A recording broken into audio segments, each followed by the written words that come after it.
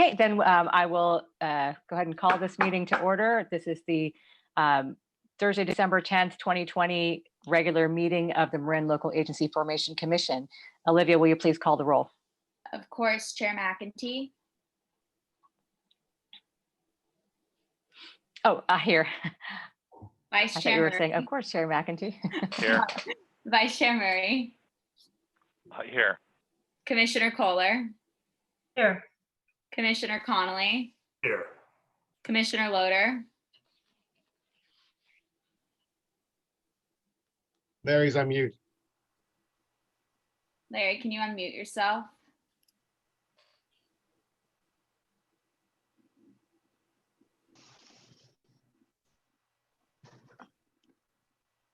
Lower left-hand corner of your screen, Larry.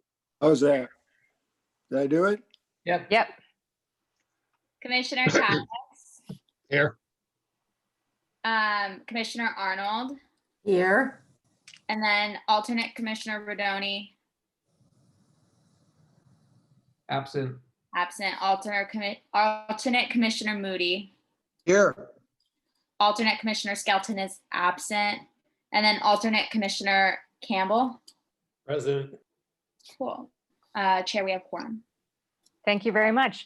We're going to move on to agenda review. Would anyone on the commission like to remove or rearrange any items on the agenda? And if not, I would entertain a motion. Madam Chair, we have two members of the public who are here for item number 4. We might want to take that before consent calendar because I understand one of the consent calendar items may be discussed. That's going to be super quick, though. I think we just go ahead and run with it if you're okay with that.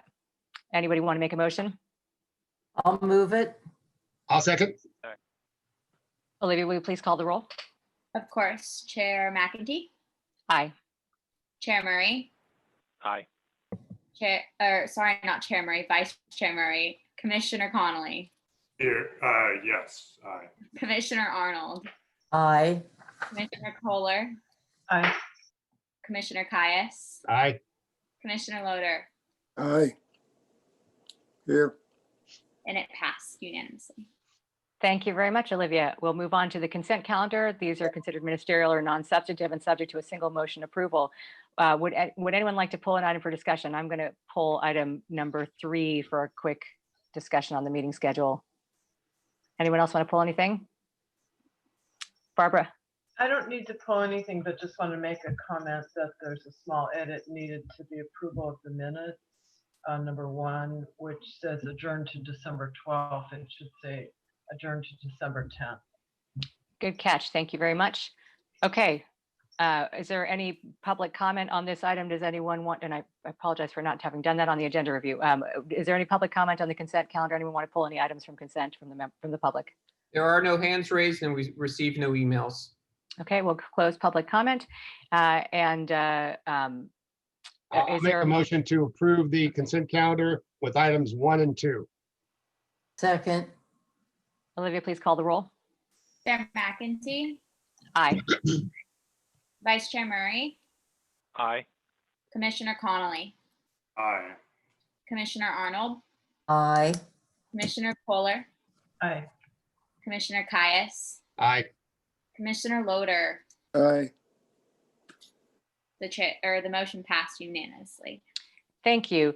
I think that you should probably do the chair last, right? Because the chair is usually the deciding vote, so kind of do that at the end. You're a voting, Okay. So, you're a voting what's member of this body, so you can vote whenever you like, but if you would like to be called last, we can. yeah, I feel like that's sort of typical. Not a big deal. Okay, so let's move on to item number 3, meeting schedule. I just wanted to pull that because the April meeting, as always, is during my kids' spring break. So wanted to see whether anybody would be willing to entertain that meeting being moved. And if not, we'll figure it out. Jason, you said there was a spot at the end of the month. Yeah, we do. April of 2021, we're lucky, has 5 Thursdays. Normally, a lot of meetings are on the 1st, 2nd, 3rd, or 4th, but normally you don't have one on the 5th. So that's one way to avoid other conflicts. Because I know other commissioners have meetings on the 1st and the 3rd, and maybe even the 4th Thursday of the month. So just my thoughts on that. Well, you're right. I have my SASM board meeting on the third Thursday, so whatever Thursday that is, I wouldn't be able to do it. Would you be able to do the last I one? would. Okay. All right. Is there any public comment on this item?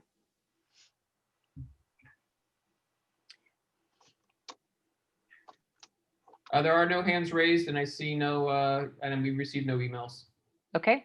So seeing none, we'll close public comment, bring it back to the commission. Would anyone like to move approval with the April meeting being moved to April 29th, which would be the 5th Thursday? So I shall move No, that. I So just- our April 8th will move to April 29th. Correct. Before we do that, I just realized that April 29th happens to be my wife's birthday. Oh, goodness. Okay. Well, And that probably would not work for me, but if you want to have it in any case, have the meeting in any case, I may not be able to attend. I had realized it was the 29th. And I knew Okay. my wife's birthday was the 29th. I didn't realize the last Thursday was the 29th. yeah, you better have known your wife when your wife's birthday was. All right. Would she any- rather go out on a weekend like Friday or Saturday? See, Judy's got the answer. Judy, you can probably understand what I want to do is irrelevant. It's all what she wants to do, and she likes to do it on the night of her birthday. Oh, okay. So I would yeah. suggest, I can't do it the first Thursday or the third Thursday. I have two meetings on the Thursday. On the third Thursday, and I often have a meeting on the first Thursday. So why not we make it to the fourth Thursday? I don't know if there's commissioners with that problem. With the 22nd, anyone have any issues with the 22nd? That's fine. Hey, It's what? The 22nd? 22nd. Everybody okay with that one? Can I just Mhm. make a Okay, request? I'll accept the amendment to the 22nd. Can I just Oh, make a that- quick request before we do that? Yes, Barbara. Commissioner Kohler. You know, I know that Jason and Olivia, tonight is the first day of Hanukkah, and for many people in the Jewish religion, it's a big deal. And so I want to make sure that we check our calendar against major religious holidays. It's not just for us, it's for members of the public to make sure that we have enough availability. So I think we can go ahead and approve it with that change. Oh, no, don't approve it yet because that's the same night as TAM. Okay, well, Oh, Yeah, dang it. All right. yeah. I just So- think, why don't we figure that one out for another day? But as far as the rest of them is, could we go back later and just check to make sure we're not on any significant religious holidays?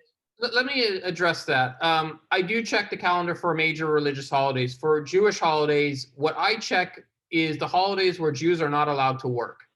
The Jewish religion has a ton of holidays, and unless you're going to tell me which non-major holidays, because Hanukkah, in all reality, for the Jewish religion is not considered a major holiday. I know for individual Jews that there are some who celebrate it, and it is a big holiday for their individual family. But within the religious belief itself, it's not considered a major holiday. It's actually considered a minor holiday. So what I would need to know is what minor holidays are we then going to start picking off from any religion to check against? Because I am not comfortable to saying, because otherwise we're going to be checking a whole bunch of holidays, not just Jewish, I think, but a whole bunch of well, them. I think you're addressing what Commissioner Kohler was concerned about, which is that you are checking for major holidays. So I think that's, I think you've addressed the But concern. for the record, I don't consider Hanukkah a major holiday. Okay, Correct, all so- I want to say is that there are people who cannot participate because they are doing the first night of Hanukkah. And so I'm not so concerned about those of us, but I am more concerned about members of the public. So, you know, if you don't feel it's a major holiday, that's fine. As long as you're checking, that's fine with me. And could we amend that motion to say that we'll do a doodle poll to figure out when we can do this April meeting subsequent rather than trying to do it tonight? It's fine. Paula, Barbara. are you okay with that? Yes, and then do you want to just bring that as an update, maybe at our next meeting, so that it's clear that whatever date that is? Yep. Will When do. next meeting, February? And the next meeting would be February, so it would be Right. one Okay, meeting ahead. great. Good. Okay, is there a second to the motion? Second, Olivia, will you please call the roll? First Vice Chair Murray, Aye. Commissioner Connolly, Aye. Commissioner Arnold, aye. Commissioner Kohler, Aye. Commissioner Caius, Aye. Commissioner Loader, Aye. and then Chair McEntee. Aye. Thank you for amending the procedure. Great, motion course. carries. Okay, we'll now move to the business items, and we'll move to item 4, approval of extension of application file 1346, 4576 Paradise Drive annexation to Town of Tiburon. Jason, will you please give the staff report? Sure. You may remember this one from last December's meeting, where we had a few meetings actually on the dual annexation at the time of 456 Paradise Drive into both the Town of Tiburon and into the sanitary district for that area. I believe it was sanitary district number 2. We divided that application up into 2 parts because the sanitary district was ready to go and the person wanted to get off of septic and be able to plan for a sewer connection. The Town of Tiburon one required a pre-zoning to occur. The applicant is still going through the pre-zoning process. The town had a couple of what I'll call minor hiccups in the process. 1, COVID occurred, so that slowed things down. And 2, the person who was in charge of their planning left, and they had a break when they were hiring a new person, so things got a little bit behind schedule on Tiburon's side. So the applicant is simply asking for a 1-year extension, which is what we traditionally do when they don't meet their condition. The applicant has been doing everything within their power to try and get all this completed and done. So I don't want to see us penalize an applicant for an issue that is outside of their control. So I would encourage the commission to approve the request for a 1-year extension. And the applicant is here in case you have any questions, but does not intend to speak. Okay, are there any questions from the commission? I'll move the item. Oh, hold on, let's go to public comment. Is there any public comment on this item? And does the applicant want to make any comment? The applicant didn't have a desire to, but he can unmute himself if he wants to. Okay. So seeing that the applicant doesn't want to comment and seeing no other public comment, I'll go ahead and close public comment for this item and bring it back to the commission for deliberation. And Craig, I think you wanted to move the item, or did anyone have any deliberative comments? Seems pretty straightforward. No? Okay, Craig. Vice Chair Murray, you wanted to move the item, I think? Move the item. A second. Moved and seconded. Olivia, will you please call the roll? Vice Chair Murray, Aye. Commissioner Connolly, Aye. Commissioner Arnold, Aye. Commissioner Kohler, Aye.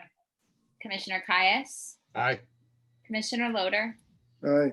and then Chair McEntee. Aye. And then the motion passes. Very good. Thank you very much. Thank you to staff for making that very clean and simple.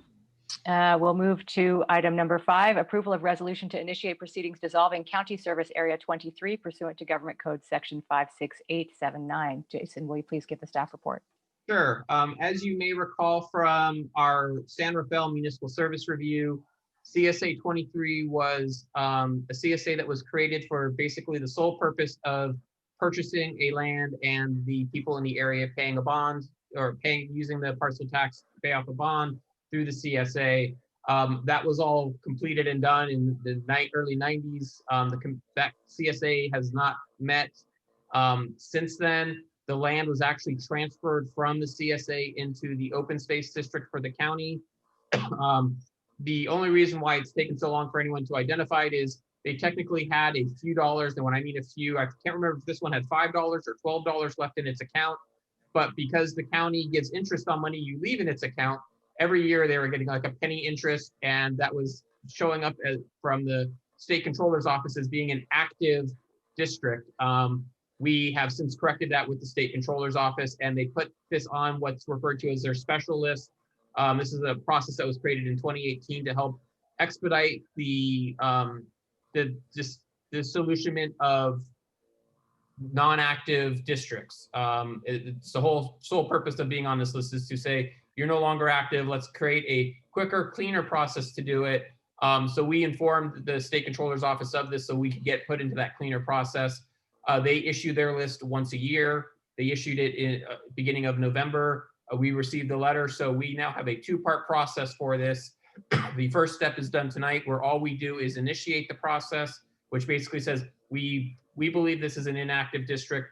Our municipal service review that we did recently for the San Rafael area proves that. So we've done all of our due diligence for what we need to tonight. We will come back in February and actually do the physical dissolution of the district. We have to put out a public notice. The general public will be made aware of it. And if anyone wants to object to us dissolving this district, they can come to our February meeting where we would physically take the action to do so. So it is staff's recommendation that we accept what our municipal service review said and what the state controller's office agrees with, that there is a no longer acting district in CSA 23, so we should dissolve it, and tonight's the first step. Very good. Any questions from the commission? Sasha, I had a couple. I already checked in with Jason a little earlier today, but so this was open space acquisition apparently, and I remember the time in the 70s, Marin County had a very robust open space group. We had bumper stickers on our cars to protect open space, and so I think both of these 23 and the next one 25 might fall in that area, but part of what I read from the state is assets. So Jason, you talked about the very, very small amount of cash money that's available, but the question is the real estate, has county real estate folks reviewed this and made sure that all those assets, basically the function of the CSA, has transferred? And it sounds like what you mentioned is two-part. Maybe they'll have another shot at reviewing it if it hasn't been done already. We have not asked county real estate about this. All of the transfers were done in the 90s, so I'm not sure if I were to go and ask, did an individual person in an individual department look at something? I'm necessarily going to find the person who still works there that can say, yes, we looked at it.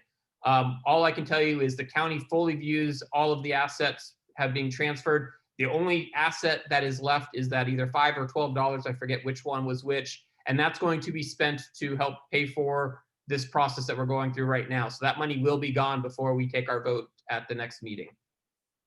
Yeah, I'm just looking at the map. It's very, very large. It's all Charalinda, goes out unincorporated areas up the Fair Hill areas and kind of incorporated locations of San Rafael.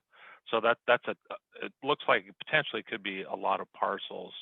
It might be a good due diligence. Well, Vice Chair Murray, it does indicate that an inactive special district must have no assets, and so that would mean that those parcels were not there. So I think that would cover it. Jason, would that cover it? I'm glad that you're. Yeah, I don't think it's affirmative stating. It's just saying these are the conditions. So Commissioner Murray, checking on. Commissioner Murray, the county has verified that the CSA owns no land. That land was transferred in the 90s. So they do not own, the CSA does not own any land anymore. Any parcels that are still in the CSA are the private parcels that paid for the bond to pay off the bond that was originally issued to purchase the land. So the CSA itself does not own any assets as far as land goes. Good to hear the county verified. Thank you, Jason. Thank you, Vice Chair Murray. Is there any public comment on this item? You know, just I'm sorry, Damon, go ahead. I think Craig's questions and the responses kind of covered it, but just confirming, obviously there's been a check-in with the county on this, and as Jason noted, this was an issue featured in the MSR, so obviously the public, had an opportunity to be aware of it and comment as well, so sounds like the way to go. Thank you, Commissioner Connolly. Is there any public comment on this item? There are no public members of the public raising their hand in the meeting, and there were no emails. Thank you very much. So seeing no public comment, we'll go ahead and close the public comment on this item, bring it back to the commission for any deliberative comments or a motion. I'd like to make a motion to approve the attached resolution to start the dissolution process for CSA 23. And I'll second. Moved and seconded. Olivia, will you please call the roll? Vice Chair Murray, Aye. Commissioner Connolly, Aye. Commissioner Arnold, Aye. Judy, we're just seeing the top of your head. Can you move your camera down a Oh. little bit? Is There we that go. better? Yeah. Okay. Aye. Now I can see your smile. Commissioner Kohler, Aye. Commissioner Caius, Aye. Commissioner Loader, aye, Chair McEnty. Aye. Motion passes. Thank you very much.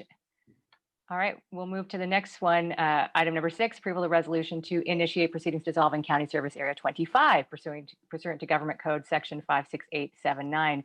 Jason, is it, once we do these two, how many cleanups will we have done at this point under your, Well, is that 4? this is Murray Park? Murray No, Park. Murray Park's not. I don't think there's a 4th yet. We've been having discussions about other ones, but nothing is actually. San Quentin Village, 23, We'll 25. Yeah, we're still in discussions on that one. Okay, okay. CSA. So I can't declare victory on that yet. Okay, all right. So, Yeah, so good work on doing all these cleanups and making sure we're getting there. So go ahead and give the staff report. Didn't mean to editorialize there. not a problem. So CSA 25 is almost exactly the same thing as 23, except it's a parcel of land that was purchased up in the Novato area. We covered it in our Novato MSR. So I would say wash, rinse, repeat from the previous item for my staff report, other than those 2 changes. Very good. Any questions from the commission? Seeing none, is there any public comment on this item? There are no hands raised and no emails received. Very good. So seeing no public comments, we'll close the public comment period for this item, bring it back to the commission for deliberative comments or a motion. I'd like to make a motion to approve the resolution to start dissolution process for CSA 25. I'll Second. second, since it's from Novato. Okay. I'll Moved, defer to Judy the second. moved and seconded. Olivia, please call the roll. Vice Chair Murray, Aye. Commissioner Connolly, Aye. Commissioner Arnold, Aye. Commissioner Kohler, Aye. Commissioner Caius, Aye. Commissioner Loader, aye, Chair McEnty. Aye. Beautiful, motion passes. Thank you very much, Olivia. We will move on to item number 7, review and approval of amendments for the LAFCO policy handbook. Jason, will you please give the staff report? Sure. So on this item, the policy committee was already meeting on the personnel handbook, which is your next item. So don't confuse your policy handbook with your personnel handbook. This is the policy handbook edits. And since we were already meeting, there were some minor edits that needed to be done. There were 5 of them in total, most of them dealing with changes to our banking system, because we now do our own payroll. So we needed to update our policy handbook to kind of identify that. We added in a section about that we've created a new account within Bank of Marin for our banking system to help do our auto pay for payroll and benefits when that eventually comes over to us. So those are those edits. We also did a quick update to the process for selection of special district members. The special district selection committee actually held a vote that was that changed the rules. And so our policy handbook reflects those changes. And then there were just some other kind of very small minor edits in there that I talked about in my staff report. Happy to answer any questions, but of course I'll always yield to the chair of the committee in case I missed anything that he wants to add. I'm seeing none there, but nope. Are there any, thank you, Jason. Are there any questions from the commission?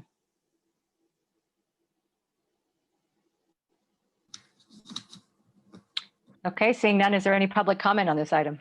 No hands raised, no emails received. Thank you. Seeing no public comments, we will close the public comment period, bring it back to the commission for deliberative comments and or a motion. I'll Vice make Chair a Murray, motion did you have any?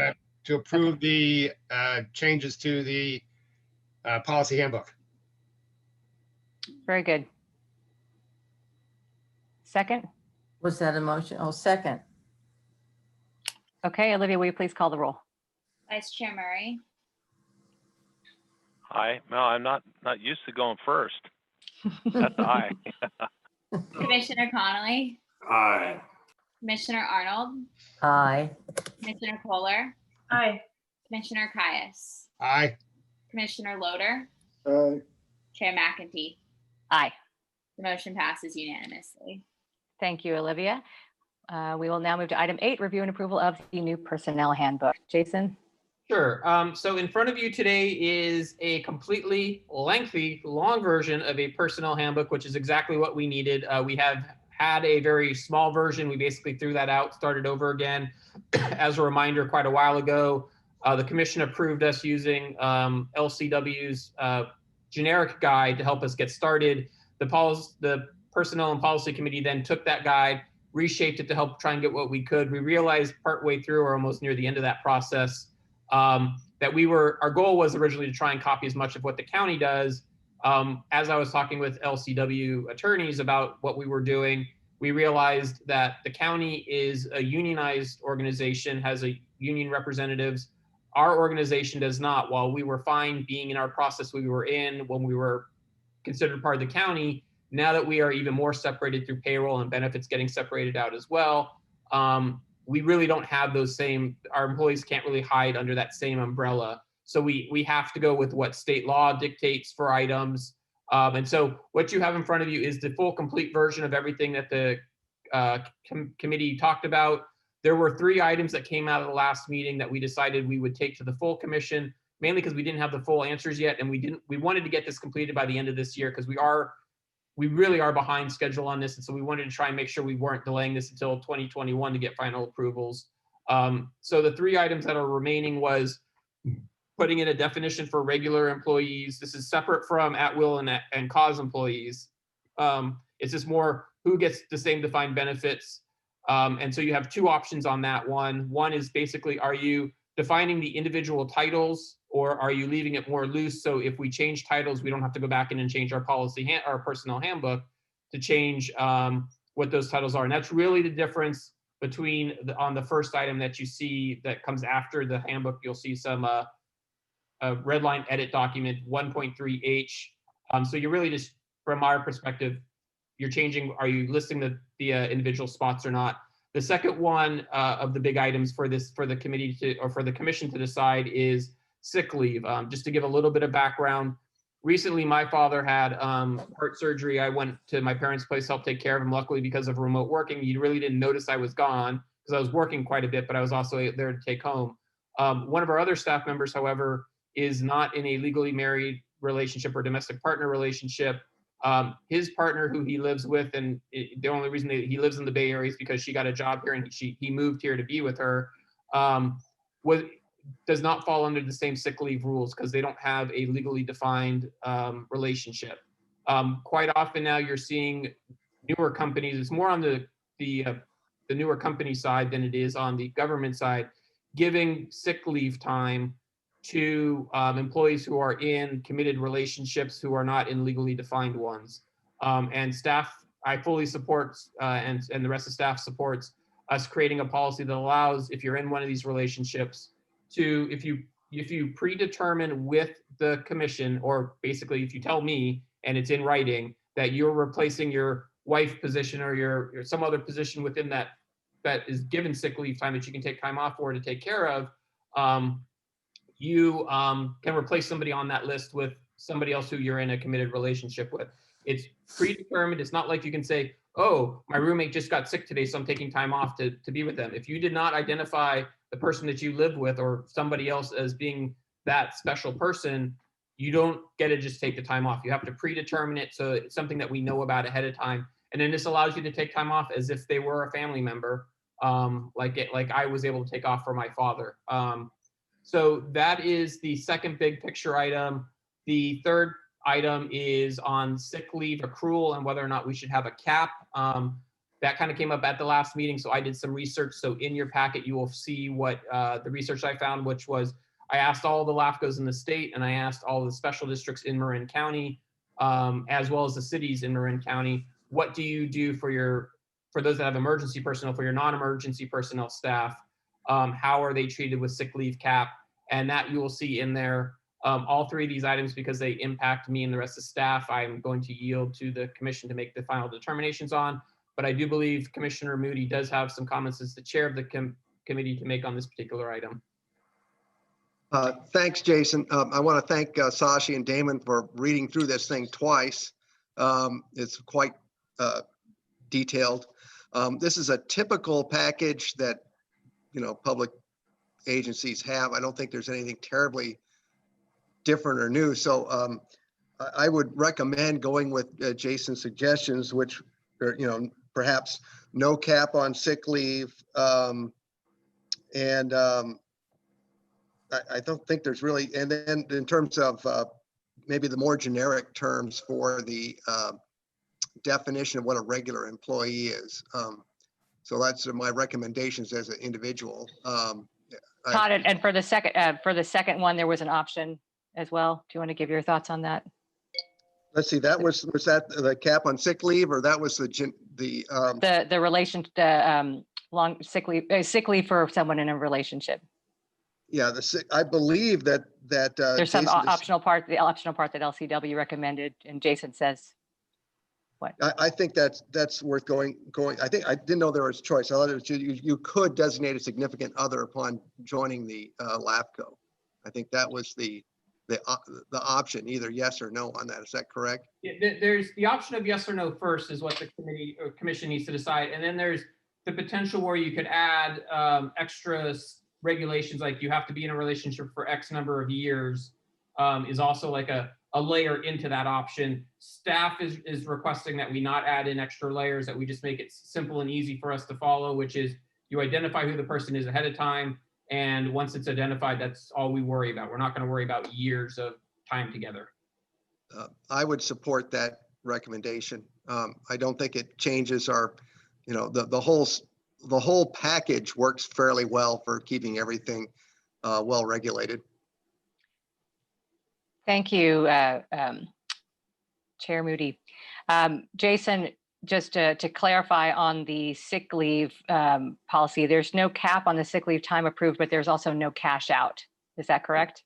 Correct. There is no cash out, and it's up to the committee to decide, or commission to decide, if they want to put a cap on it. But there is no, the way the current rules are written is there is no payout for sick time. So the way that it's being presented is that there's no cap on sick leave accrual, but there is no ability to cash out on that when you terminate. And there is a retirement service credit. I think so there's an option for that, but I don't remember the full. That's what was in what was in there in the that you would get a retirement service credit. So that strikes a balance between incenting, disincenting bad behavior of, using sick leave when you don't need to, and causing there to be deficits in filling up that spot, and allowing people to have the flexibility to accrue sick leave in case of some catastrophic situation. Okay, any other questions before we go to public comment? Just a question. So that all sounds fine to me. And the service credit is pretty typical in public employee retirement system. That's not anything new.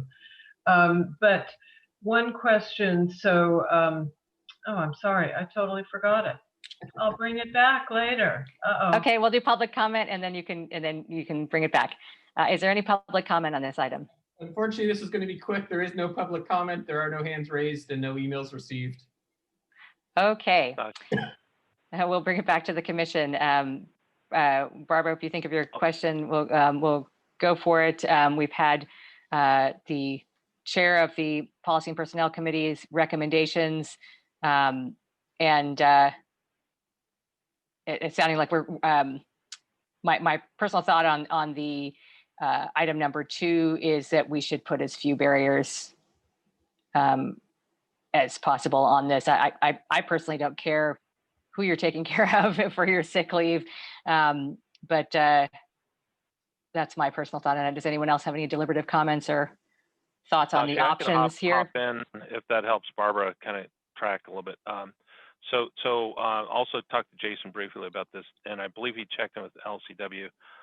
So my feeling is the 2 analysts since they're really kind of mirroring county employees or benefits, they should have some rights to join a union and have representation.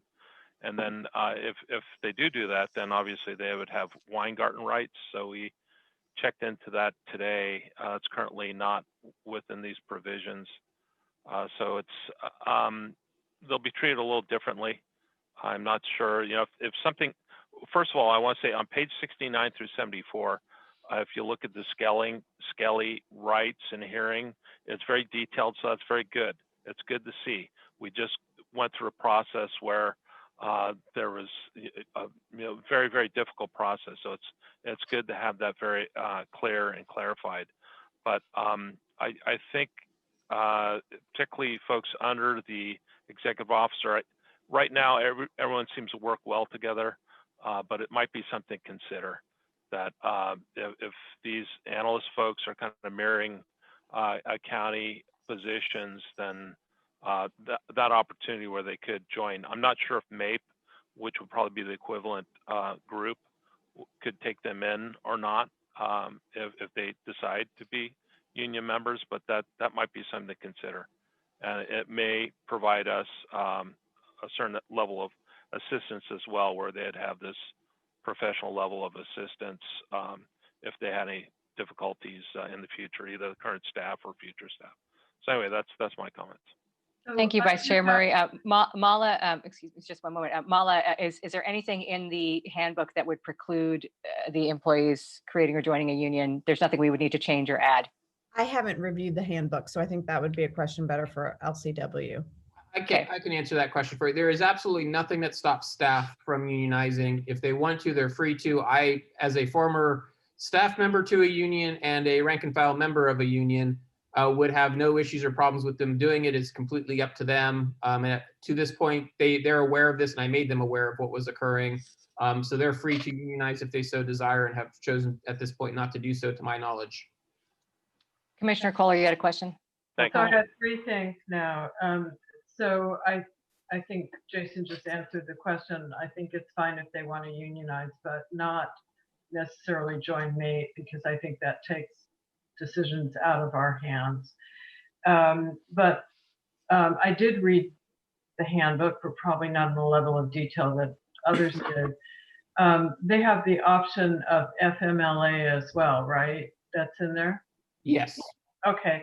And then I'm fine with all these changes. The one question I have is that for the person that would be taking care of their significant other, and they have to notify you, I don't recall anything in there specific about advance notice, when they join the commission, or on an annual basis. Or so let's say I have a significant other and I work for you and I haven't identified that person. Is it okay for me to come to you the day before and say, I need to take off for 3 weeks. Now I want to designate this person. Should we have some sort of advance notice?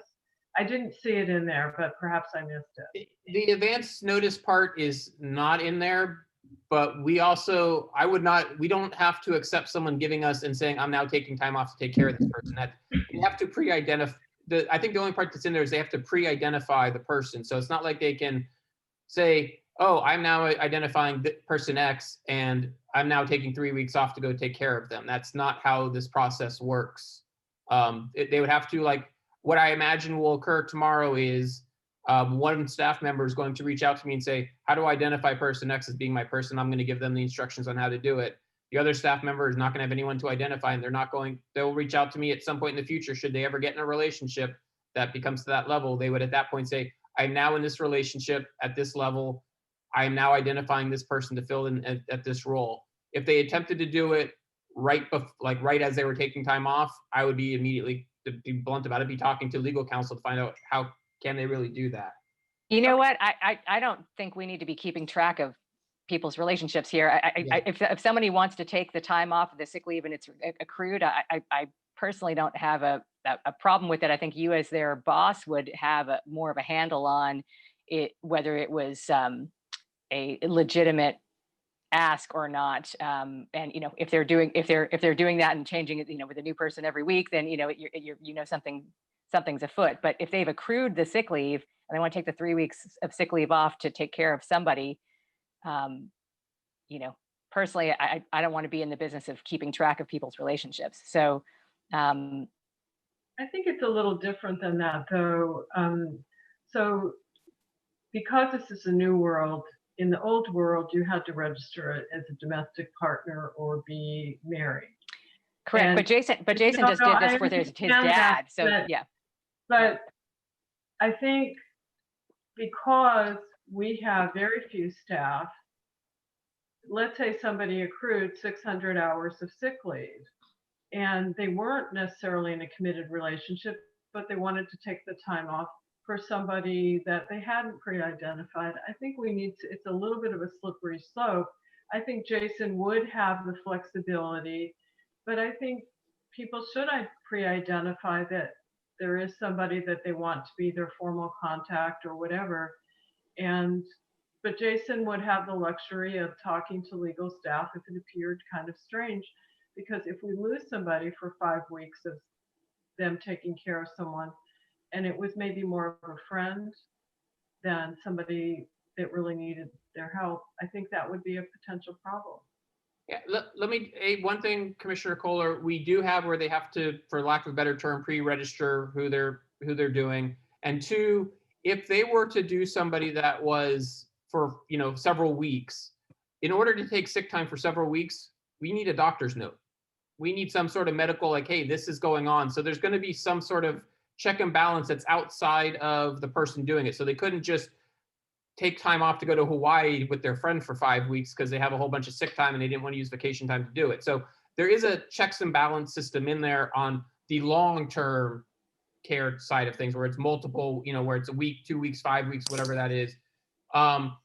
I'm not going to pay as much attention to a doctor's note if it's a couple of days. Clearly, that's not going to be something that we would do.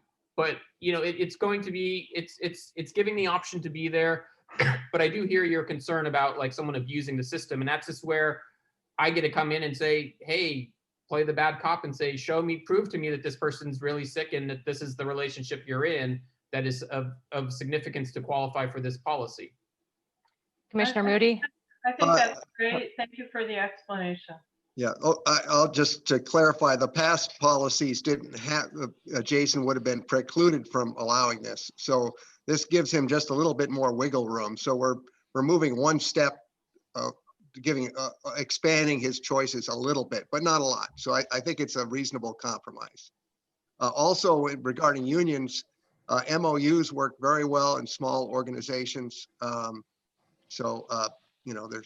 think we have plenty of wiggle room there also regarding unions. Thanks, everybody. Thank you, Commissioner Moody. And I'm sorry, Commissioner Kohler, did you have any further questions or comments? No. I think you had 3. Did we get through all of them? Okay. Yeah, thank you. Good. Thank you. Okay, any further deliberative comments, or does anyone want to make a motion? Commissioner Moody, do you want to make the motion? He can't, he's the alternate member. I think I'm Oh, alternate. right, you're the alternate, but you were the chair of the committee. I that's get why. to do some stuff. Well, in that case, I'll make the motion to approve. Okay.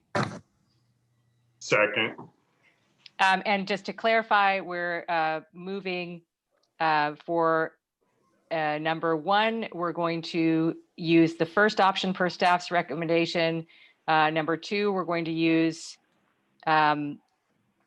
the part without the option. Is that correct? Per staff's recommendation. And the third one didn't have an option, right? So Lou, just to clarify, the staff recommendations. The staff on the recommendation, options. that's what I'm moving. That's right. Great. Okay. So, Moved. Yes. Vice Chair Ray. Lou, if you're okay with that, I think Mala recommended on the Percival part of the sick time that LCW check that, and as well as they probably have checked the handbook, but just check that provision. Everything you see in front of you has gone through LCW's hands. Including sick time, if it's Percival, or we need to definitively state that. The only thing that is in your packet that LCW has not seen is the organizational chart of who has caps and who doesn't have caps for sick time. Everything else is Yeah. the actual handbook, the notes that are in the like 1.3H, all of those were written by LCW. I did not touch it. I think the Percival piece is just that, you can, upon termination, you can use, or upon retirement, you can use it as a retirement service credit, whatever you accrued. It's MSERA, it's not CalPERS. They're in MSERA, right? Yeah, we're Yeah, in yeah, good point. It's not even, none of it's Percival. Well, I guess we would need a different verb, right? Not Percival, but pensionable or, okay. So we have a motion and a second. Olivia, will you please call the roll? Vice Chair Murray, Aye. Commissioner Connolly, Aye. Commissioner Arnold, Aye. Commissioner Kohler, Aye. Commissioner Caius, Aye. Commissioner Loader, Aye. Chair McEntee. Aye. Motion passes unanimously. Thank you, Olivia. And now we will move to item number 9, approval of a revised 5-year study schedule and update on MSRs. And it's too bad that Commissioner Rodoni is not here to comment on the West Marin piece of it, but Jason, will you go ahead and I'm give the actually staff going to report? yield to Olivia to do the full presentation on this. Very good. I'll yield to our clerk here. Go ahead. So I was recently doing some sphere of influence updates, like clerical work, looking at when was the last time that we officially updated any of our spheres of influence, since I think the first round of 5-year reviews was pretty diligent in getting through all of the SOIs, but after that, SOIs for different agencies kind of happened on less than a 5-year basis.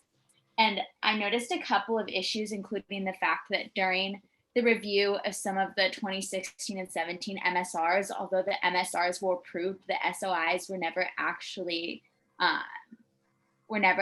accepted or reapproved. And so that caused us to kind of look deeper into our study schedule, and we started to notice that we were missing not only a couple of agencies from the West Marin study schedule, but also that some of the agencies that were reviewed specifically in the wastewater study only looked at wastewater, but those agencies cover more than just wastewater. Specifically, Correction to you on that, it was the water study, not the wastewater study where we found that. water study. So they do more than just water. So IPUD, for example, the Inverness Public Utility District does water, but they also do fire and other utilities. And those services never got reviewed in the water studies. So even though IPUD had been reviewed, they hadn't been fully reviewed. So this caused us to kind of take a deeper look at the study schedule in general. And when we started adding agencies into West Marin became a really, really big review. And after talking to other LAFCOs, we realized that based on the size of the West Marin review, it probably isn't feasible to do it in a 6-month time period. So staff did some rearranging of the study schedule, and the biggest changes that are in red line in the agenda packet are adding in 6 or 7 agencies into West Marin. And then we also deleted the park and open space review and the public health care review, and instead merged those into a multi-regional services study, since we've been moving towards regional studies in general as a LAFCO, where we've been looking at Ross Valley, East Peninsula. We decided that it made a lot of sense to take services that were multi-regional rather than looking at the specific service that they provide, and keeping West Marin a regional study as well. That would just be a longer regional study. It would be year-long instead of 6 months. It would give staff more time to complete the study in a thorough and proper manner. So the biggest items for deliberation that to bring to the commission is, does a countywide or multi-regional service review sound logical? Because that's a big change to the study schedule. And then should CSA 31 and the Marin County Resources and Conservation District be included in West Marin or the countywide study? Because although they're technically countywide, both of those agencies mostly work in West Marin. So the question is, do we keep kind of the principle of having them be multi-regional, or do we move them to West Marin? And then finally, should West Marin be a single year-long study, or would you rather we split them into 2 smaller 6-month studies, potentially by region, so Northwest Marin and Southwest Marin, or by independent special districts versus dependent special districts?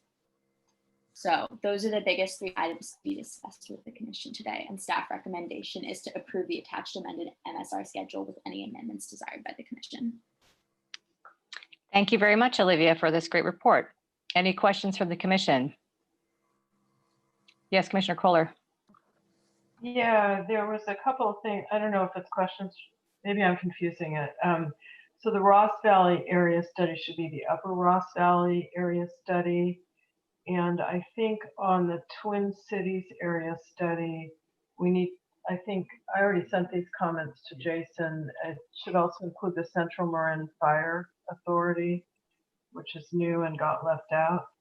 Yeah, And my question also is on, I think leaving West Marin as a year-long makes sense because there's so much, but I would also ask, it seems to me that CSA number 31, which is fire services, that covers some other areas, but a lot of West Marin should probably be moved into the West Marin study just for continuity, as long as it's going to be a year. But I guess those are more deliberations rather than questions, but maybe they're questions as well. I appreciate that. If I can quickly address it, you are correct. We forgot to update stuff. We took the original June 2019, and while we handwritten in on the ones we have in our office, the updates, we forgot to put the Upper Ross Valley change and the Central Marin Fire onto the list. So those will be added before we put this final list out. As far as CSA 31, it is a difficult choice as to where to put it. One of the reasons why we did it for the other one in the multi-regional one, which when you go to page 2, that's actually the second half of fiscal year 2022, 2023, just so it's clear on there. I apologize because of the red line edits, it kind of bumped things around in an odd way, but that will get cleared up in the revision. With CSA 31, part of the problem was the fire district really will be a good amount of work that needs to be put into that one.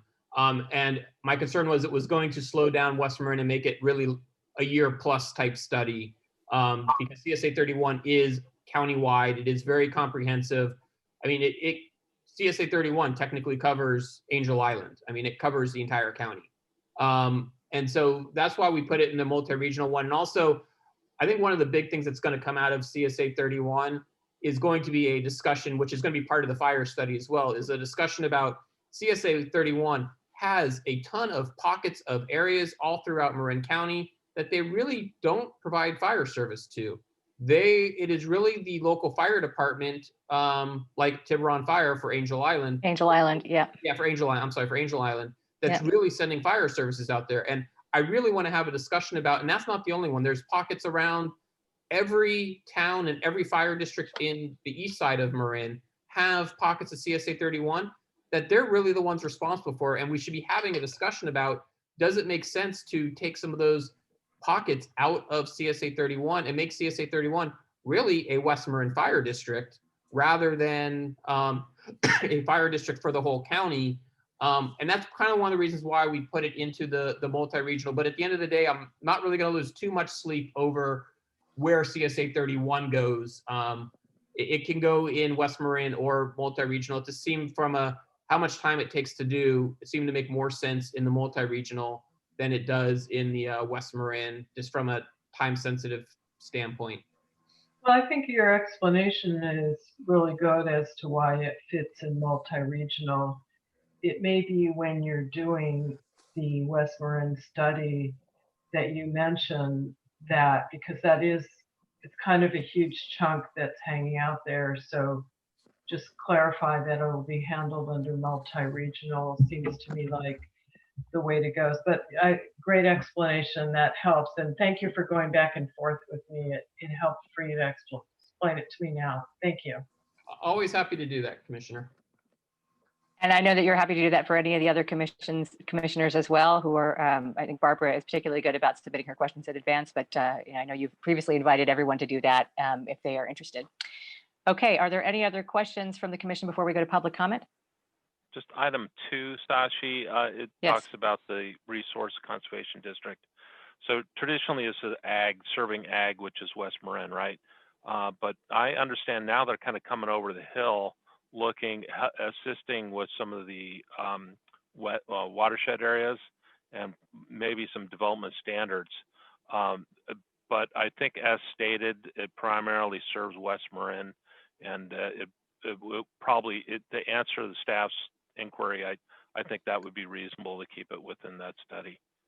Yeah, that's why we kept it over on that side, because who they physically service is all of West Marin. They don't really have territory on the other side, although they are starting to get grants to help assist people on the east side with some work that they have expertise in. But they're not physically responsible for those areas. It's more of grant, like side work that they're doing. There's something else I'll add is it's not like we're married to this study schedule next time around. So, maybe next time around, once fire study has kind of progressed a little bit more, we look at this 5-year study schedule at the end of fiscal year 2022 to 23 and say, oh, CSA 31 is more of a West Marin only agency now that we've made amendments to it, and we'll move it. And we can also look at Marin County Resources Conservation District and say this time around, this seems more multi-regional because it's moved over the hill more. So that's always something to keep in mind as well, is that this is just for this round of the study schedule, but it's always fluid for next time. Yeah. And can be moved around accordingly. Yep, and I will add to that this also gives us the ability to basically do all of our districts in a 5-year study schedule. The one caveat to that is the Central Marin sewer districts are not anywhere on this schedule, but we could easily plug them into the regions that each of those sewer districts actually covers. So we have the ability in the next round to potentially, if everything works according to plan, actually have a 5-year schedule that covers every single district. I just don't want to go back and do the 2017 ones because those are mostly in the San Rafael area.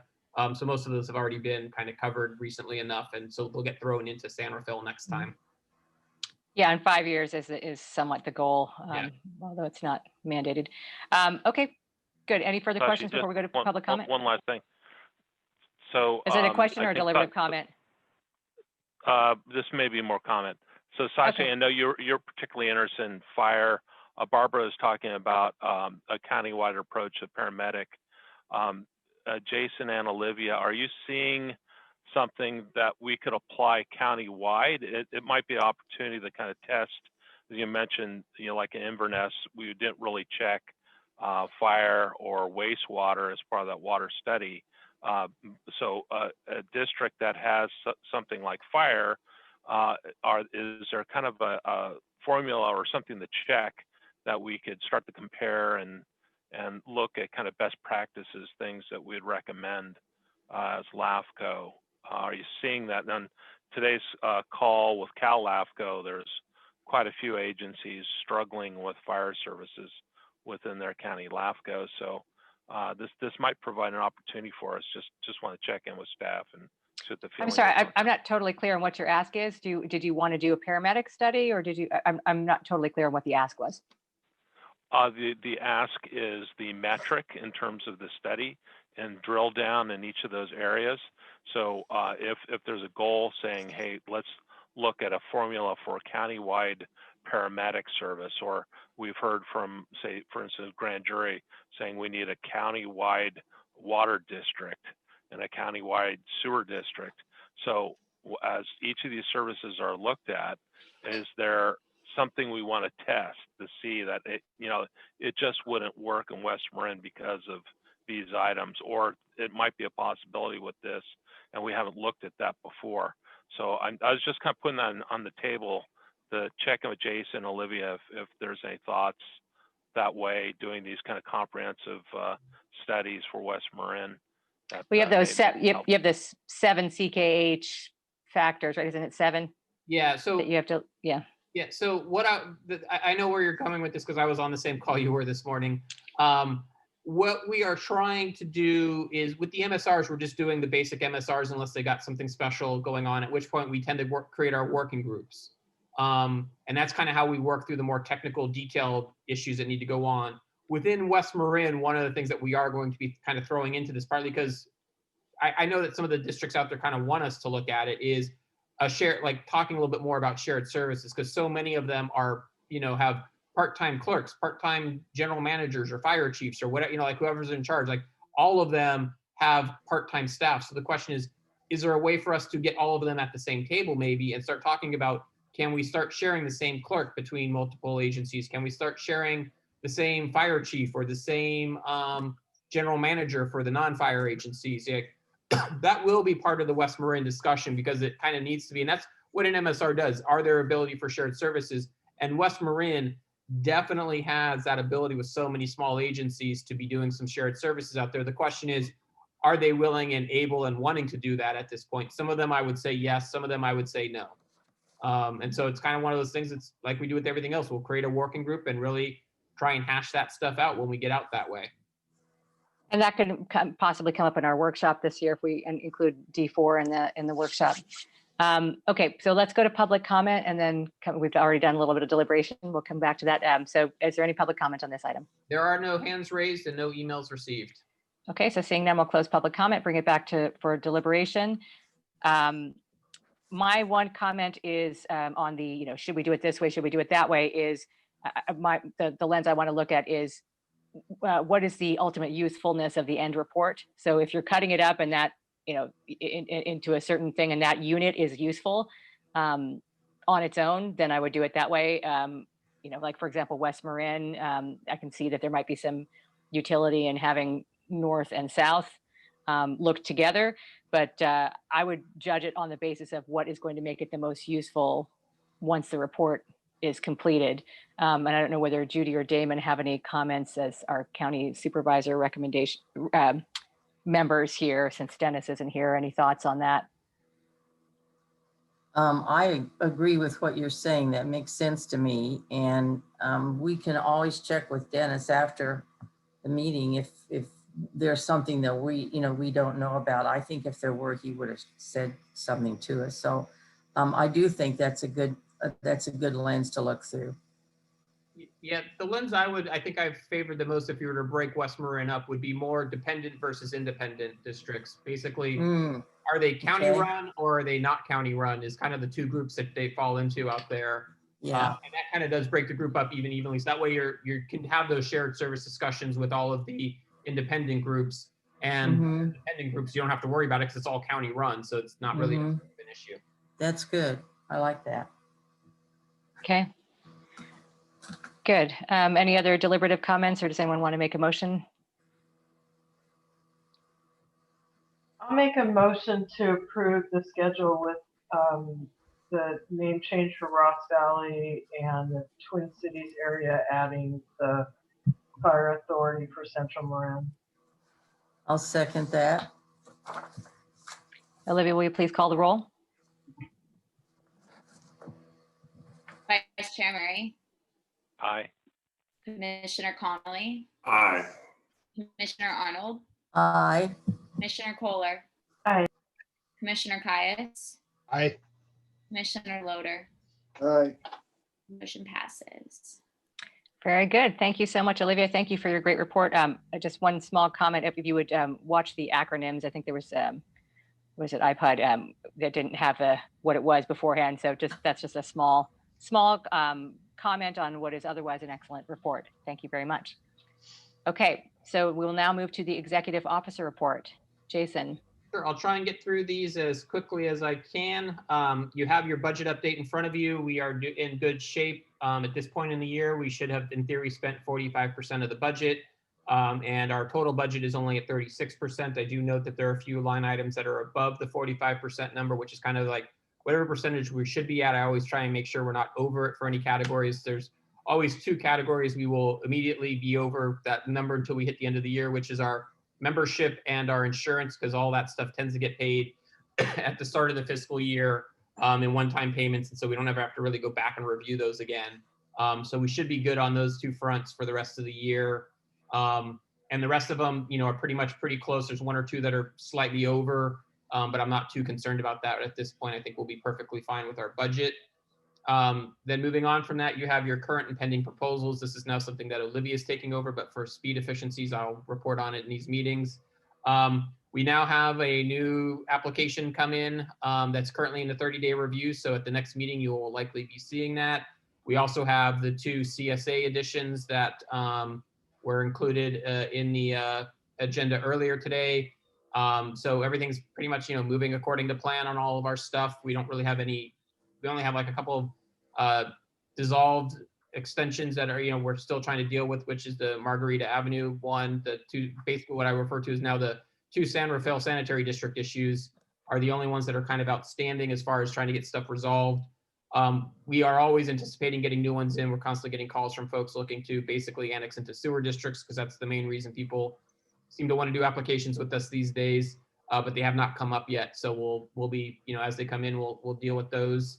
And then on the third one, which is the big item I wanted to talk about, and I have a couple of side issues that aren't on the agenda itself to report out. The annual LAFCO workshop that we do. After the last meeting, I reached out to other LAFCOs to see if anyone would be interested in doing the joint meeting that we talked about at the last meeting. I got there were 3 other LAFCO executive officers that said, we might be interested. Let's sit down and talk about what this means. We did a meeting. Since then, one of the LAFCOs had their chair lose their November election. And it was a long-term chair. And so they have decided to drop out of this process for this year because they're going to have to figure out what they're doing it was kind of a shock and a surprise. So they're trying to figure out what they're going to do with a new chair, and that's going to be probably what they're going to focus on instead. Which one was that? Orange County LAFCO. Oh, goodness. Yeah. Napa LAFCO was also interested, but they've also had a little bit of change going on there, and they decided to keep it internal and just do their own internal one. The one LAFCO that is still interested, and I'm actually having another meeting with them tomorrow to go over stuff with them, is Alameda LAFCO. You may remember Rachel, who used to work for us. She's their executive director now, or officer, and her commission is interested. She's talked to their chair, and they've had some discussions. So we're going to have a sit down, a little bit more detailed discussion tomorrow to see if we can actually make it work. What we're looking at is a discussion around shared services being kind of the main focus of our discussion. And what they interpret shared service and what we do are slightly different, which I think is actually going to be, if we can make it work, I think will be a very good thing for us to do. Because they're a dependent LAFCO, so it's a whole different game for them, right? Well, we're talking about districts, like I know, but the LAFCO itself is a dependent LAFCO. I don't know whether that changes anything, but yeah. They're like we were prior to the county kicking us out of payroll. They're independent, but they actually have their own office space now, and they're like us. Oh, do they? Okay.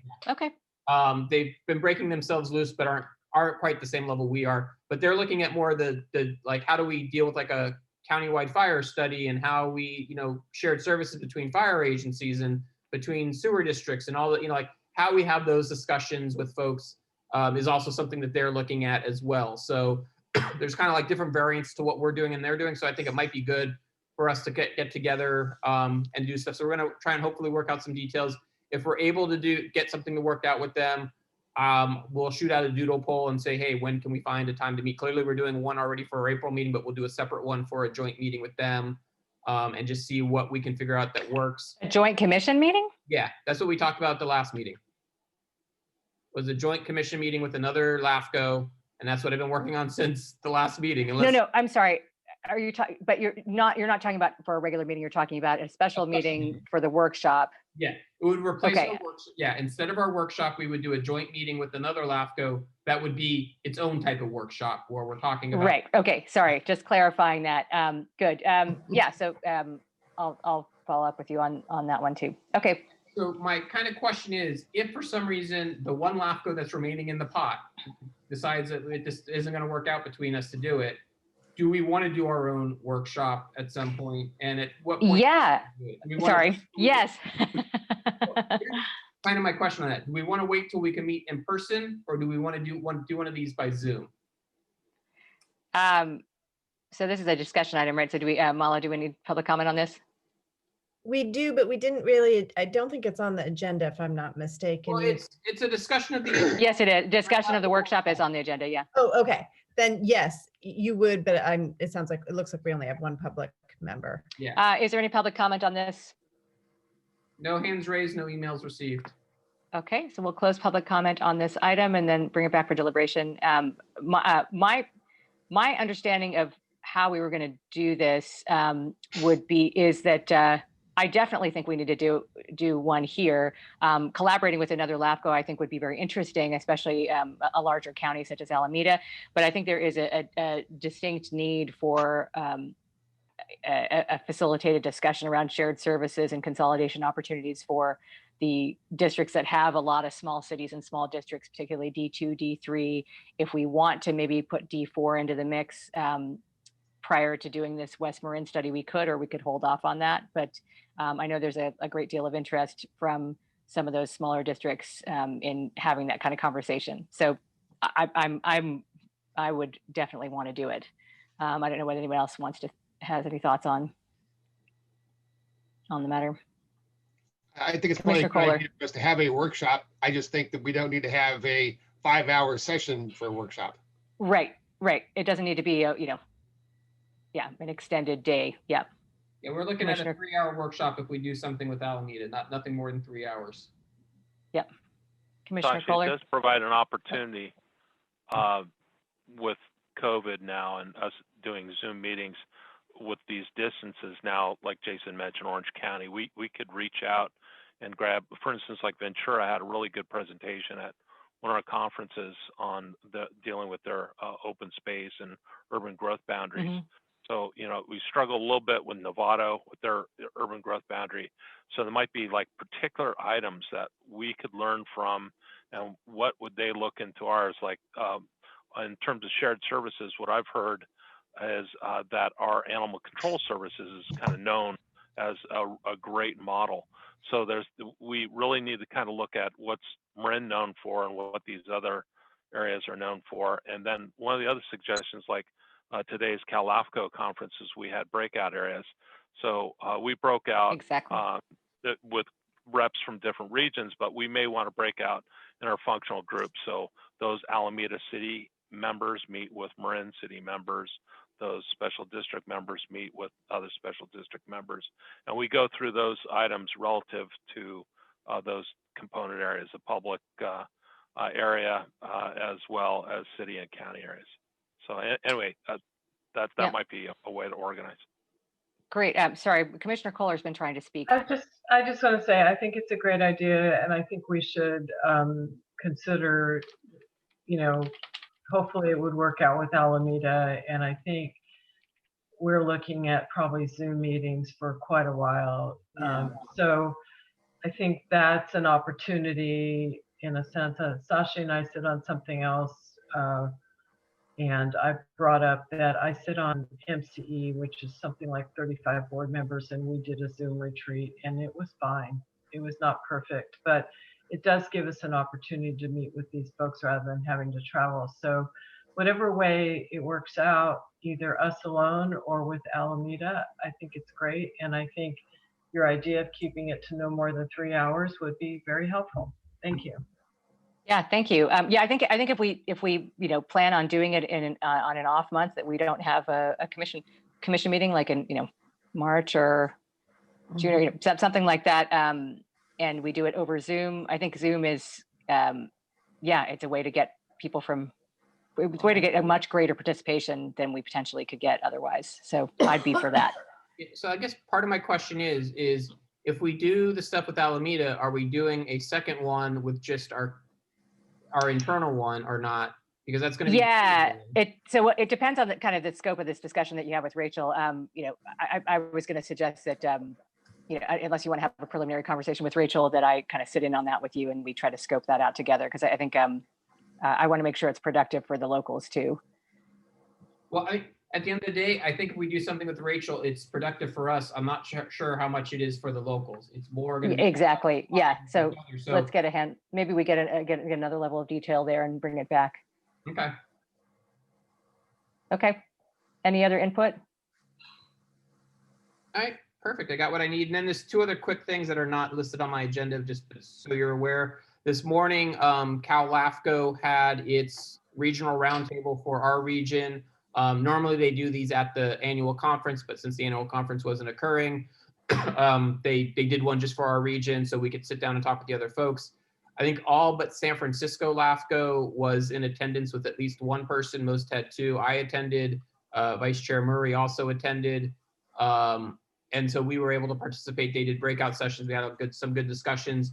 The one big thing that I brought up at the end when they had like, does your LAFCO have anything to say? I reminded them of the discussion that we had a while ago around how due increases were increased and how all of a sudden our region is paying a lot more than any of the other regions. And we have, twice as many people as the southern region has, but they have just as many seats as us. So I tried to open their eyes to the fact that we need to have a discussion about the Cal LAFCO board and its makeup, because I don't think it's properly distributed anymore. It used to be distributed based on funds of who was paying how much, but with the rate change that they did last year, that has gone away, and we're now paying a lot more. So I reminded them of this fact, and I'm hoping that the Cal LAFCO board will start paying attention to that. I think one of our commissioners who represents our region kind of take a note of that, because he had multiple people running against him this time because our region is so large and so many people want to be on the board, that perhaps we need to distribute our district, our regions a little bit differently. And then the other item, just so you're aware, you should either tomorrow or on Monday be getting a PDF from Olivia to sign for your stipend checks. We are trying out Adobe signature system. So you should be able to sign and return to us without having to print or do any of that stuff. If any of you have any issues, talk to Olivia, not me. She's the one that understands that much better than I do. So she will help you out through the process. It is a test. If for some reason it's not working, we will drop it, but we did want to test it with everyone this time and see if it works out. And like I said, if it doesn't, or if it's not working for an individual, we'll still print it out, sign it, return it to us. We'll still be treated the same way as we've normally done it. But just wanted to give you a heads up that hopefully you won't have to print and sign anymore. You can just do the auto signature on the forms. And I want Great. to thank Olivia for doing that, because I had asked that, and that is, it's not a big deal, but it is a big deal. So she will save us all a lot of time. Thank you, Olivia. Yeah, and Thank you, Olivia. we've troubleshooted it. You don't have to have an Adobe Acrobat account in order to sign, as long as Marin LAFCO has the Adobe Acrobat account sending out, then you won't have any issues. And then it's also secure because it goes straight to your email. So hopefully it should work pretty well. Thank you. And that is the end of my report. Very good. Any other questions or comments from the commission? Okay, seeing none, we'll go to commissioner announcements and requests. Any from the commission? Just a great meeting today. Jason really spoke very well about the condition of statewide Cal LAFCO, where it was fractured in the past, and he kind of pointed out very clearly that the southern area is kind of overrepresented. It's kind of goes back to that no taxation without representation. And the tax stamp, that's what kind of brought it up. So he finished up the meeting very well with that summary. I don't think Santa Barbara and Ventura participated today, but I do have some notes I'd like to share with the commission. So maybe by next meeting, I'll draft those up and get them out to everybody. That may be helpful going into our study session. Be careful of Brown Act violations if you're sending stuff out to other commissioners. Just send it through the clerk. Send it to you. yeah. Exactly. I was going to forward to Olivia or Jason. Okay, thank you. Very good.